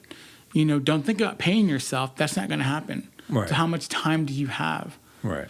Do you have enough time or enough money saved up where you can do this? You are when you do something like this, this is not some kind of payoff. You are putting your time into this. Yep. You are investing your money into this. Yep. You are losing your money. You're losing money. For the time being. For the first year, you are losing money. Your money, your time, and your sleep. That's why I said Franklin is one in a 100-year type of thing. First couple of months, Aaron made money. Okay. I mean, it went from December to like March to being the best food truck in Austin. You don't see that at all. You don't really, see it. Man. Hats off to them. That's awesome. And people want that. They say, "I want to be the next Aaron Franklin," and I tell them, "You're not going to be. I'm sorry. You whatever you're doing, it's not going to work. Right. You can't do that. Let's see what you have." So budget is first. Right. It's okay. Here's what we have. Then it's where do you want to be? Location is key. Well, you can't be at the picnic because it's $2,000 a month. You don't have $2,000 to work with. So let's figure out another spot. Where do you live in town? Okay, let's find somewhere kind of close to where that is because you don't want to be driving around back and forth. Or where are you going to do your shopping? Where are you going to find your, again, location? Like it's all those things like that. And anybody who's listening who might say, well, I live here and the spot I want to be at way over here. When you say be close, you're driving a food truck with all kinds of products that are prepared even for ready for service. Maybe just consider oil in a fryer. Forget you don't have a fryer. There's other things on that truck. Yeah. When you drive it further than necessary, things can go south. The other thing is why I suggest where you live is because you know the area. All of your friends are in that area. That's key. That ties in. It really does tie into creating the experience. If you know the area and it's not foreign and you've got your concept and you know that area, you'll start to see, because nobody starts with, this is the experience. The experience gets created once people get involved. Yeah. Because you don't know what kind of experience you're going to give. You can have an idea and you can try and create it and make it yourself, but it's all about how people adapt. They react to things. Yeah. Oh yeah. That's why being in where you live in your area, when your customer comes up, it could be your neighbor, and your neighbor's going to tell their friends. Their friends will tell their friends. It's the popcorn effect. Right. People just kind of find out that way, and it grows organically. If you live in South Austin and you get your food truck in North Austin, you don't know the area that well. Right. You might have lived there for 20 years, but at this time, you don't know the area. Right. You just know what you've known in the past. But South Austin because that's where you live. That's where you do everything. It's down south. Right. So yeah. This is good. This is good. All right. I just want to make sure that we there's nobody sitting out there with some question that they wanted answered. Yeah. And maybe didn't get answered. I think we talked a lot about kind of the startup of how to get going. And that experience, I just want, like you may have some kind of vision. Yeah. And whatever people make it what it is. Yeah. And word of mouth is great. And like, it would be a perfect world if everything were word of mouth, but like there are other aspects like the marketing, actually paying for that. Yeah. And I don't know. I was just talking my personal experience. When I say if I want to like interact through a website or through social media, I want to talk to the owner eventually. But if you're an owner, like you're not on social media interacting with people. There's not a lot of time for that. There are owners who will do that. Well, in the beginning, you want to be. I mean, having that easy access it's so that crucial. all requires time.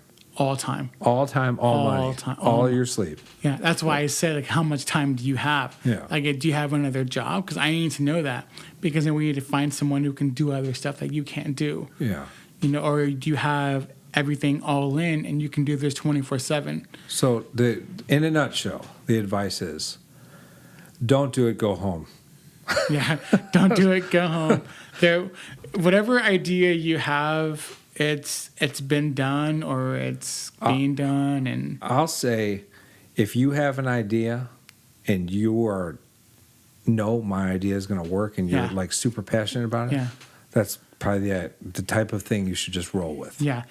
I mean, and it's that excitement of, this is going to work. I got this. But there's also the times where you're going to be excited and you're going to get the ball rolling. Yeah. And then it's going to like fall down and it's going to be very stressful. This is the advice I give to people. I only give it to people who I know have it and they have the idea, they have the product.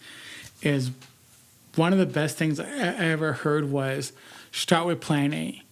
And if you have to go to plan B should be your plan A, to always go back to plan A, because that's where it is. You know, there's this guy I watch on YouTube. He's a guitar player. His name is Rhett Shull.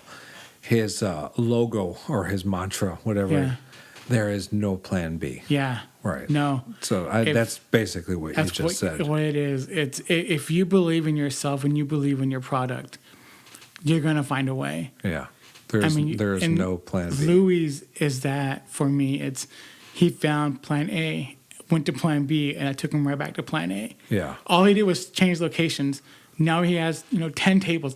Having 10 tables outside your food truck is a huge thing. Yeah. You basically have a restaurant. Yeah, that's great. You know, it's you don't see that. Most trucks have 1 or 2 tables and that's it, and they don't fill up. Louis fills up. Right. He found his niche. He found what works for him. What was the name of his barbecue spot again? Louis Barbecue. Louis Barbecue. It's in Buda, Texas. Okay. It's, the community just embraced him and took him in, and he provided what that town needed. They didn't know they needed it. He made them realize, hey, this is what you need. You need me here. Right, right. Now he sells out all the time. That's excellent. And it's hard work, it's dedication, it's a passion for what you do. I love people like that. I love those stories. For me, I don't take much financially from him, but it's what I see in his growth and how happy he is now is kind of, for me, is what it works. Right. So you, personally, your future plans are consulting as a full-time. I'm at the point in my life where restaurants are fun, restaurants are cool. But if I can change someone's life and help them realize their dream and make it come, that for me is more beneficial, and I find more passion in that. Yeah. So, and consulting does that for me. It does what I need, and it makes me comfortable and happy, and it makes me feel like I have purpose other than just making food. I mean, being a chef is fun. It's cool. It's everything everyone says. Has its ups and downs. But when you sit across the table from someone and they tell you, hey, we're looking for a brick and mortar now. What you did worked. You find more passion in that. Oh, 100%. I love it. Yeah. I love it. There's times where I'm in my room for hours just working on stuff. Nothing else in the world exists but that. That's and then great. I present what I have, and they're just like, oh, I would have never thought of this. I would have never guessed this. Right. And it worked, and they're just like, all right, we paid our bills. We're a month ahead. We were able to pay our staff. We didn't pay out of our pockets.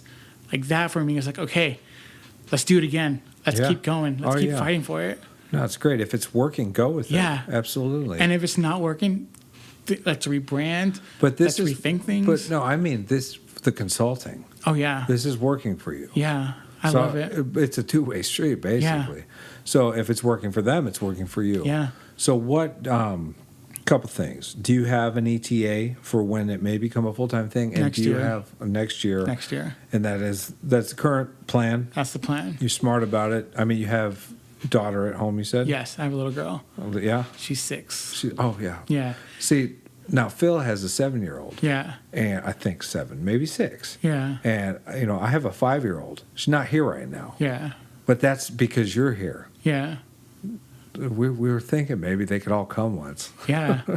And maybe even have a podcast about being in the industry with children. Oh, she loves that I'm a chef. She tells all of her friends that I'm a chef. Last week I did career day, and I was the only chef there. And she knows, she's been in the industry all her whole life. She grew up on food trucks. Yeah. She knows them. She could handle a knife. She can cook on the stove. My daughter, not far off from yours. Yeah. But I deal with chefs. Yeah. So it's always, is that the chef? Yeah. As often as I can, I'm picking her up, showing her the kitchen. If I can, I get the chef to come talk to us. It's magical. Yeah. It's to kids, it's magical. You create something out of something. You see Brussels sprouts, you see a potato, and you make all these things with it. And to them, it's magic, and it's exciting, and it's brand new to them. Yeah. Like, that's how I feel like when I have clients that understand, like, okay, here's a new idea, here's a new process. Let's go with it. Let's roll. Yeah. Let's go. Oh, and I'm sure you deal with all walks of life. All of them. All of them. All of them.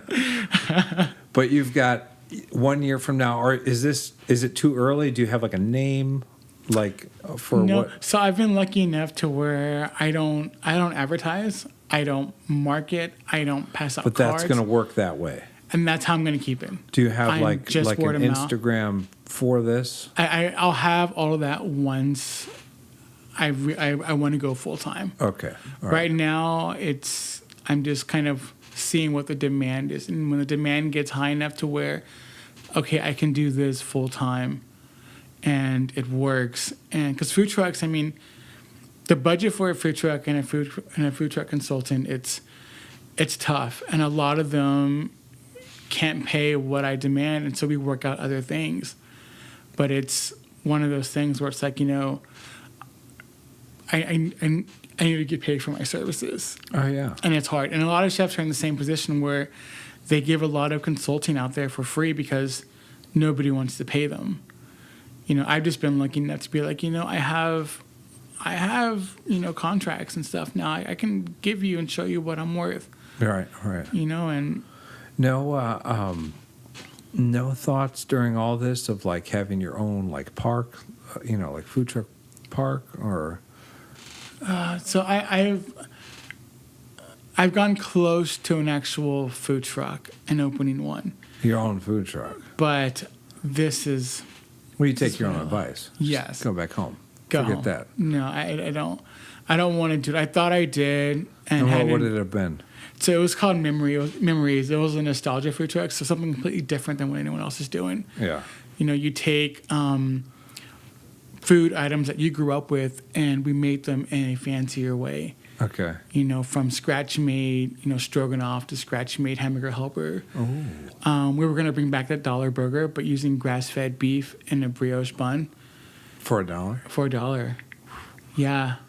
Yeah, the food cost in that was ridiculous, but I found a way to financially make it work by having other items priced a little higher. People are listening. Yeah. So you may see the memories somewhere. Yeah.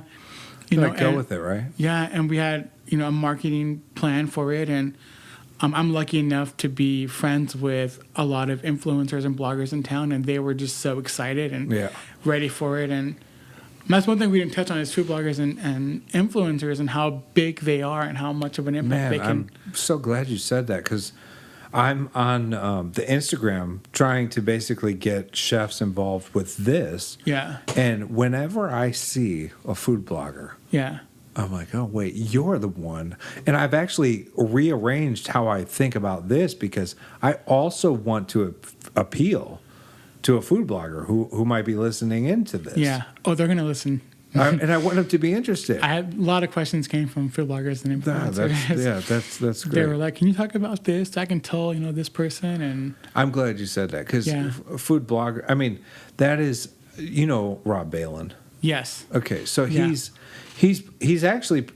pretty well known. He's pretty unique. We have food bloggers everywhere in every state. Yes. Every town, every city, everywhere. But like Rob Balin's kind of made it like you don't have a Rob Balin in San Antonio. Yeah. I don't know about Dallas, but like he's got a great website, Dining with Rob. Yep. He's actually someone I'm going to seek out sometime to hop on here. Yeah. I just need to know what to ask him because Yeah.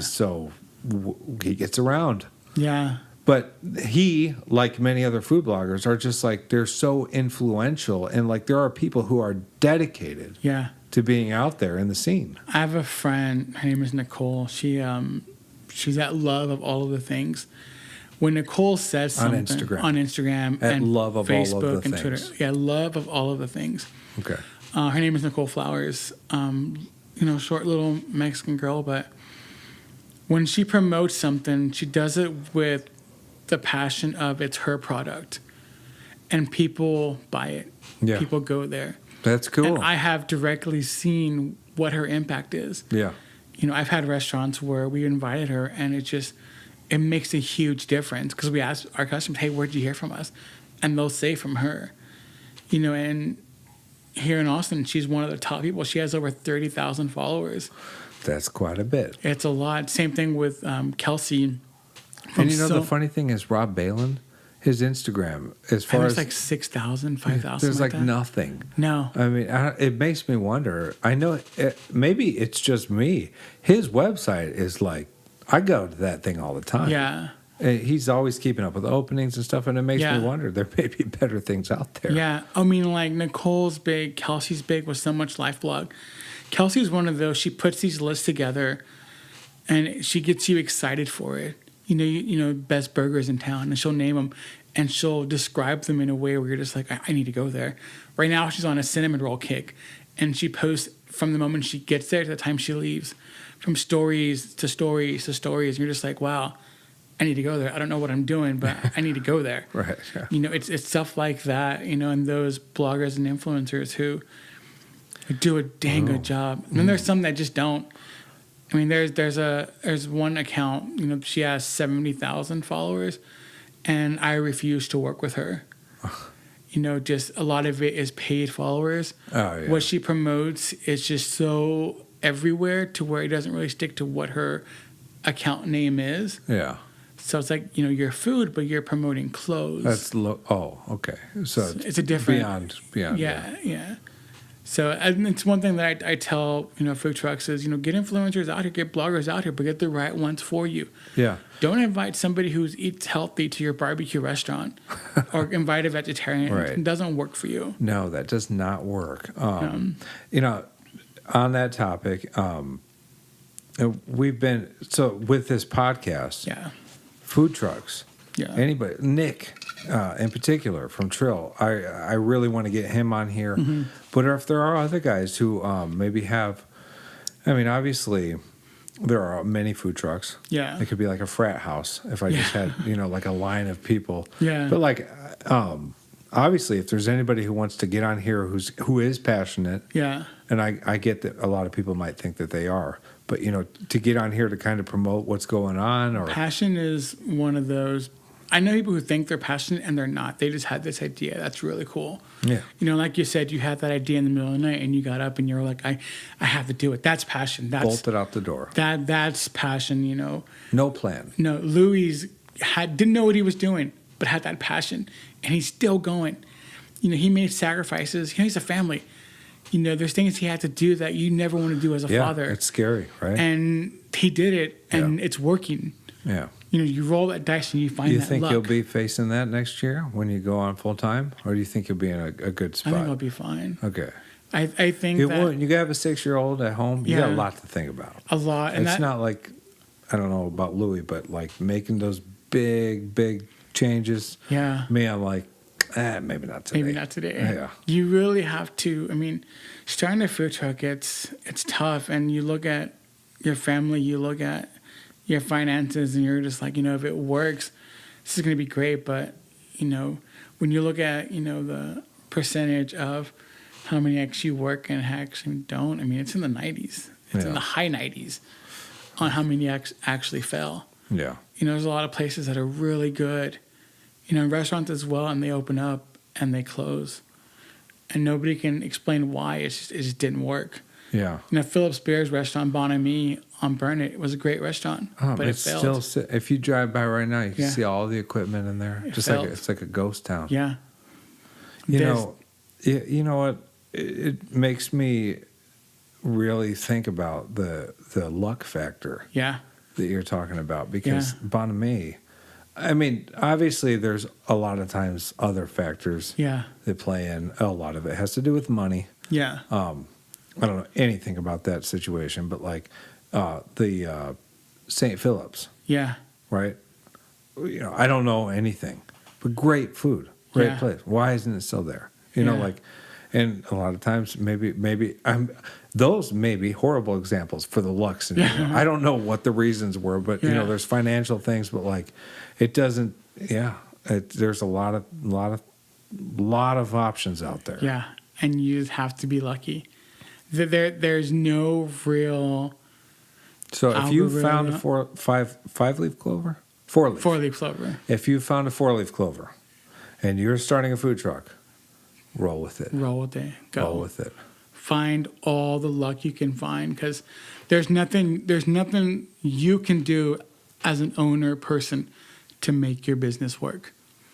And that's the hardest advice to give someone, or truth to tell someone. There's nothing you can do. It's luck.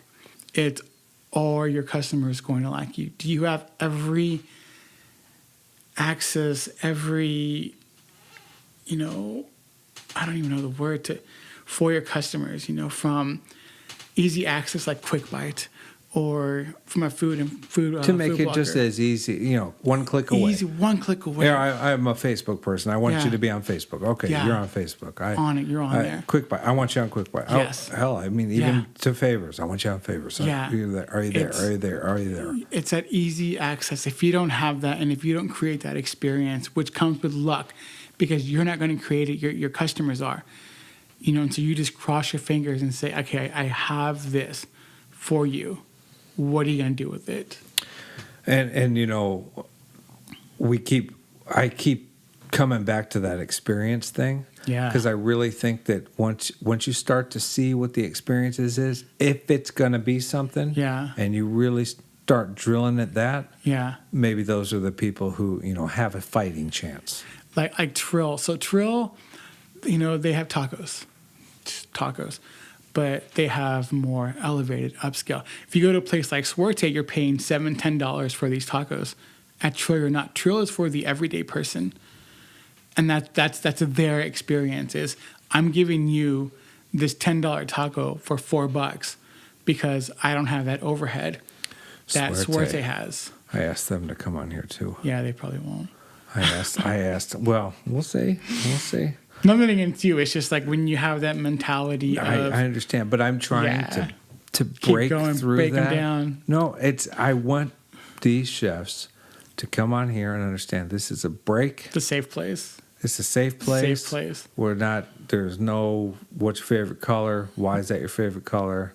What's your secrets? You know, what are your secrets? What are your future plans? This can go wherever it wants to go. I mean... Episode 10. Yeah. Chef Dylan.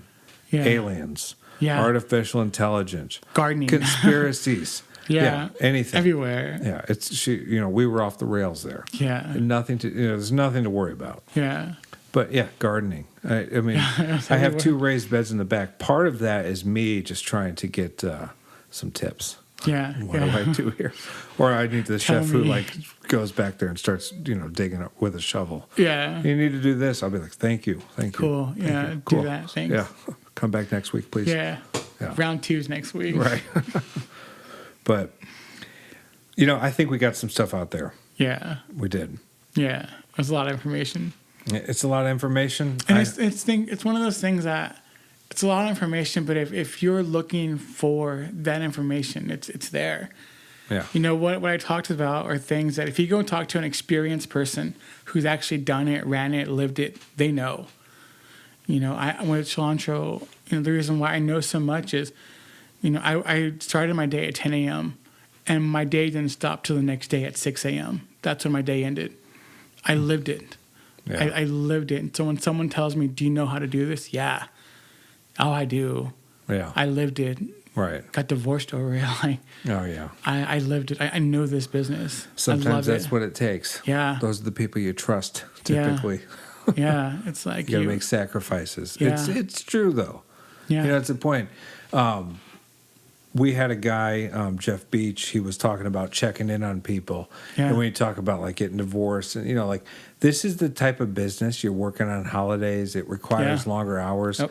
And I just want to reiterate, I think, because I briefly listened to that episode again, and Anthony Bourdain's, 1 year from his death is coming up sometime soon. Bourdain. So I met Anthony Bourdain. I was lucky enough to meet him. Okay. At Franklin's. Yeah. That's incredible. And it changed my life. Were you starstruck? I don't get starstruck, but yes. Lucky man. Oh, yes, yeah, you did. I did.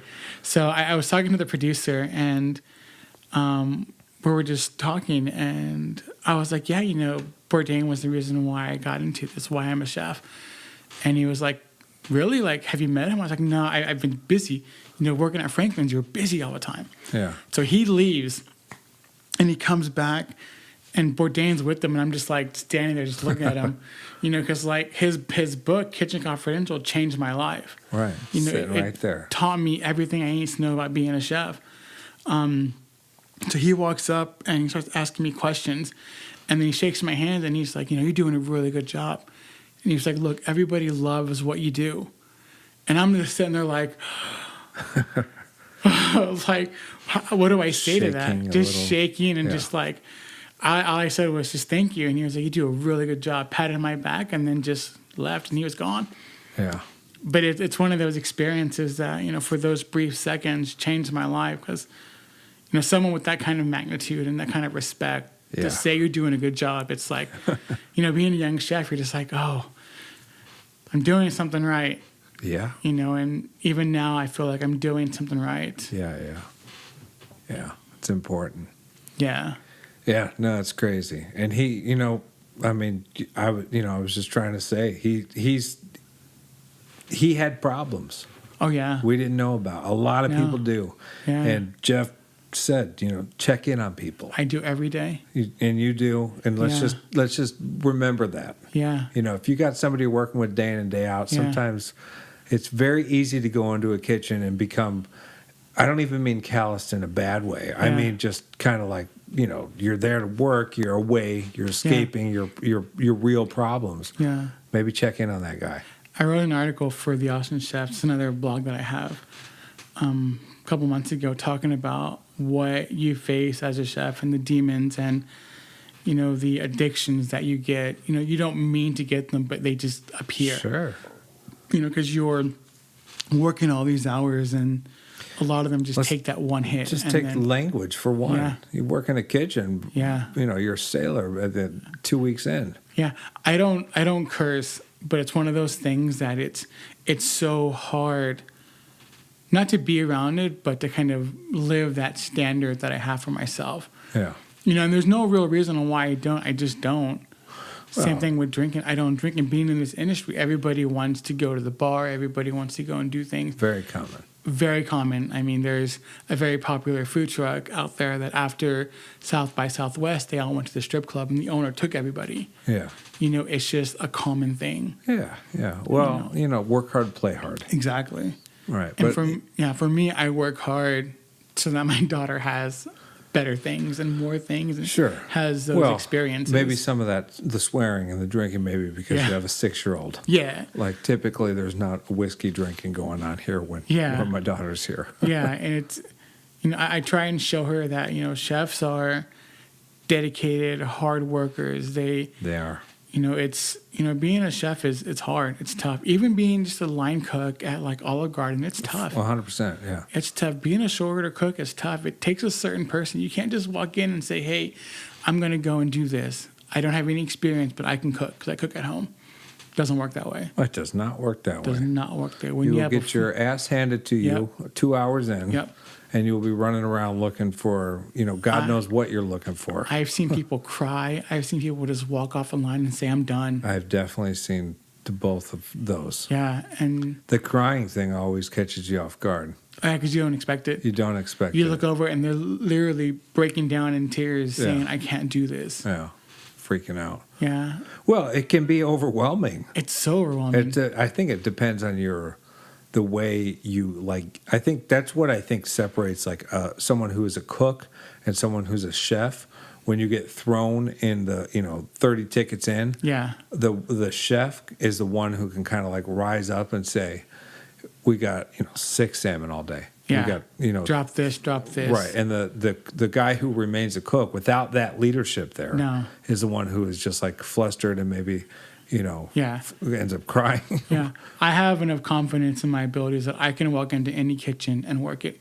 Well, because I have so much experience in different types of cuisines that I can do that. But that took decades to do. Not any cook can do that.